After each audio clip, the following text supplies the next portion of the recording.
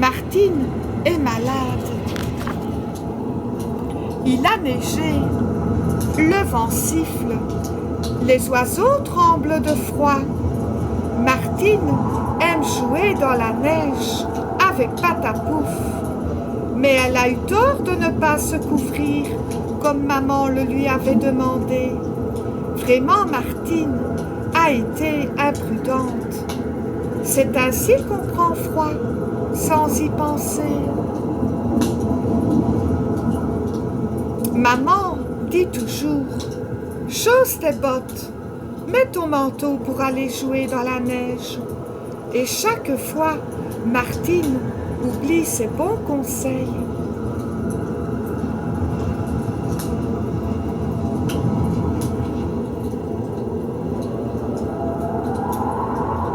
Quand elle rentre à la maison, elle frissonne.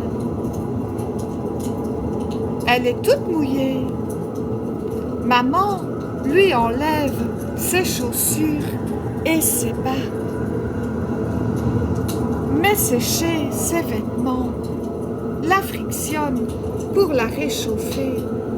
J'ai bien peur que demain tu ne sois malade.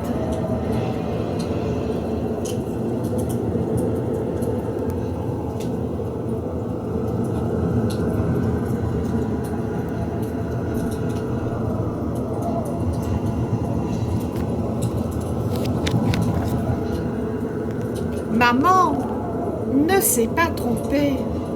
Le lendemain matin, Martine ne se sent pas bien. Justement, ses amis avaient décidé de s'amuser ensemble.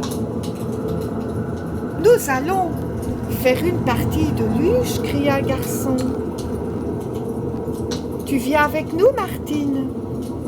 Il y a longtemps que nous t'attendons » ajoute une fille. J'ai mal à la gorge. Je ne peux pas sortir, répond Martine à la fenêtre. C'est dommage. Nous reviendrons une autre fois.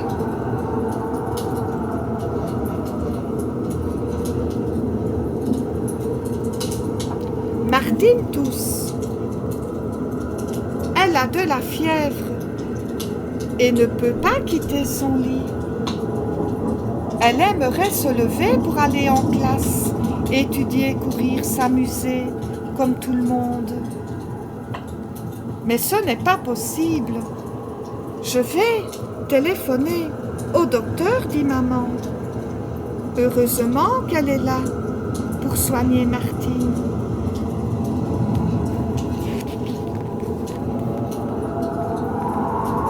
Martine s'est endormie.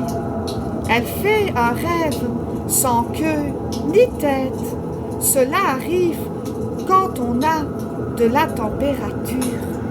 Voulez-vous danser, petite ? Un petit bonhomme lui sourit, tout habillé de blanc. C'est un bonhomme de neige. Il lève le bras et la musique se met à jouer.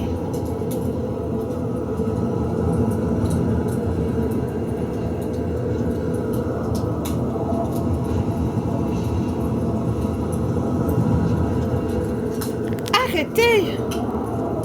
Arrêtez, je vous en prie, demande Martine. J'ai la tête qui tourne. Par la porte entrebâillée, Patapouf et Moustache sont entrés dans la chambre. Martine rêve tout haut, dit Moustache. Elle doit être malade pour de bon. Oui, et elle a sûrement un cauchemar. Patapouf aboie. Réveille-toi, Martine, réveille-toi.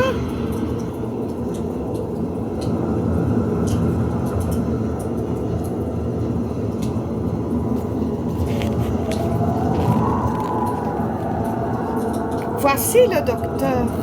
Martine le connaît bien. C'est un ami de la famille. Il ausculte Martine, examine sa gorge, écoute battre son cœur et souffler ses poumons. Enfin, il dit, en rédigeant son ordonnance, « Je vais te prescrire des cachets et du sirop. Tu as attrapé une bonne bronchite. Il faut que tu prennes patience, n'est-ce pas, Martine? Je reviendrai bientôt te dire bonjour et tu verras, tu seras vite guérie si tu fais bien ce que je te dis. Au revoir, Martine. Jean est allé chercher les médicaments chez le pharmacien. Maman et de Martine allaient prendre ce sirop. Je dois vraiment le boire, demande Martine, qui fait la grimace. En voilà une question. Sinon, comment veux-tu que la toux s'arrête? Et ces cachets, à quoi servent-ils? À faire tomber la fièvre? Quand serai-je guérie? Bientôt, Martine. Tais-toi donc un peu. Repose-toi maintenant.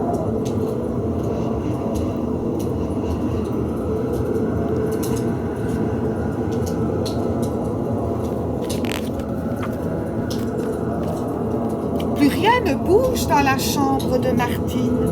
À la porte. Grand-père écoute pour s'assurer qu'elle dort calmement. Moustache et Patapouf voudraient entrer. Je me ferai léger sur les couvertures, dit le chat. Moi, je resterai sur le tapis, promet Patapouf. Non, non et non, vous n'entrerez pas. Il faut laisser dormir Martine. Le repos, c'est le meilleur remède. La fièvre aujourd'hui a presque disparu. Grand-père, est-ce que je peux me lever? Pas encore, Martine. Tu dois rester quelques jours au lit. Où sont Patapouf et Moustache? Quand vais-je retourner à l'école? Sois donc raisonnable. Tu veux que je te raconte une histoire? Écoute, le secret de Maître Cornille.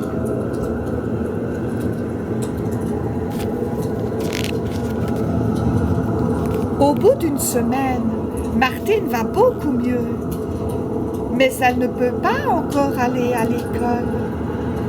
Elle lit, dessine, tout de même les journées sont longues et les amis se demandent comment va Martine. Si nous lui rendions visite, oui, cela lui fera sûrement plaisir. Donc, les amis de Martine sont venus lui apporter des friandises et des livres de la bibliothèque de l'école.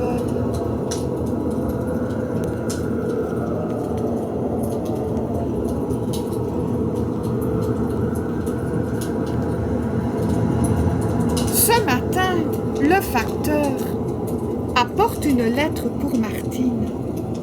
Une lettre de la tante Lucie et dedans une jolie carte illustrée où il est écrit « J'ai appris que tu es malade.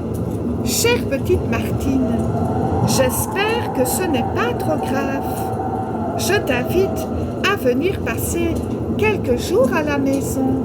Aussitôt que tu seras guérie, donne-moi vite de tes nouvelles. Je t'embrasse. Tante Lucie. »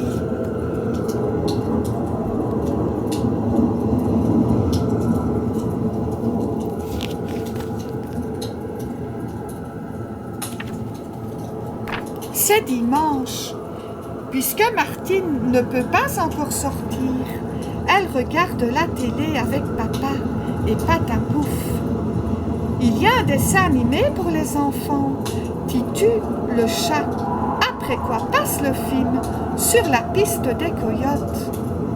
Attention, voilà les Indiens, s'écrie Patapouf. Ils vont sûrement courir après nous. Mais non, Robetta, ce ne sont que des images. Ah, comment fait-on pour les enfermer dans cette boîte. Le temps paraît long quand on est malade, comme ce serait gai courir sur la pelouse avec Moustache et Patapouf, ou bien flâner sous les arbres.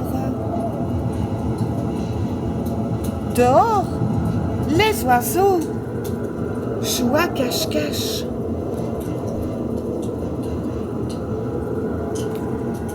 Le rouge-gorge jette un coup d'œil par la fenêtre. Qu'est-ce que tu attends, Martine? Viens. J'attends le soleil, les beaux jours. Crois-tu que le printemps arrive? Aussi sûr que je suis sûre. Là, l'hiver s'en va, les ennuis s'envolent. Il y a des tas de choquis et de tulipes dans le jardin. Tu verras, dit le rouge-gorge. Et vous savez, le rouge-gorge ne ment jamais.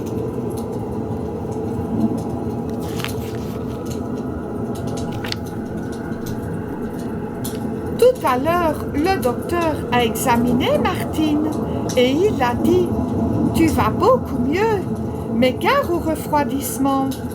Martine écrit sa réponse à tante Lucie. « Chère tante Lucie, le docteur est revenu me voir pour la dernière fois, j'espère. Il a dit que je suis guérie.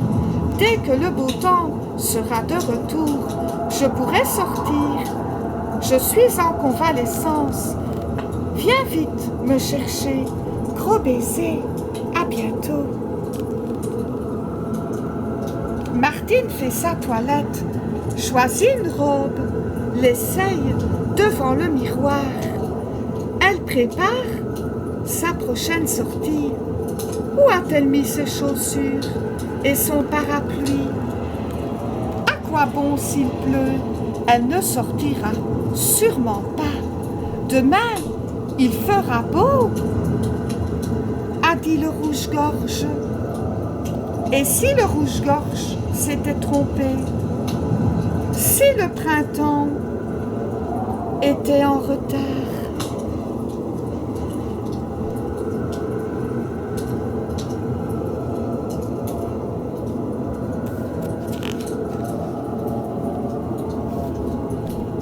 Le rouge-gorge ne s'est pas trompé. Allons donc. Aujourd'hui, le soleil est au rendez-vous. Un soleil à mettre dehors toutes les violettes. Jamais on n'a vu une aussi belle journée de printemps.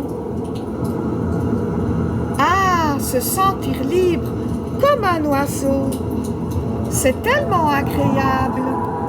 Et tout le monde est si heureux que Martine soit guérie. Tiens, qui donc donne ces coups de klaxon? C'est tante Lucie qui arrive avec sa voiture. Ma petite Martine, vite, je t'embrasse. J'ai bien reçu ta lettre, tu sais.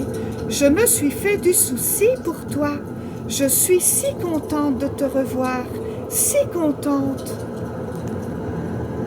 Mais, comme tu es pâle, une semaine à la campagne, voilà ce qu'il te faut pour te rétablir tout à fait. Mets ton cache-nez, nous partons. Tu verras qu'on ne s'ennuie pas chez tante Lucie.